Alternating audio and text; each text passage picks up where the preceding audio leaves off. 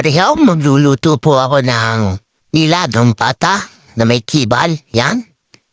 Yan ho ating palalambutay. Lagyan na ho natin ng bawang, sibuyas, luya, tsaka po ng pamintang bilog. Yan.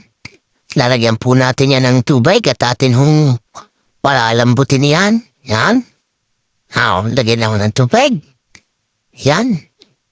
Tapos yan ho ating patatas at kibal ho. Ewan ko ho kung anong tawag dyan sa inyo. Basta dito sa amin ay kibal yan. Yan na malambot na ho ang ating pata ng babaw. Ilagay na ho natin ating patatas. Yan. Lagay na ho natin. Tapos timplahan ho natin. Lagyan ng asain. Betchain. Yan. Tsaka po yan siling grain at tsaka po yung kibal. Ilagay na po natin. Yan. At ayan po pag nakuluan at tumambot yung kibal, ayan po ayos na. Luto na po yan. Haluin po natin.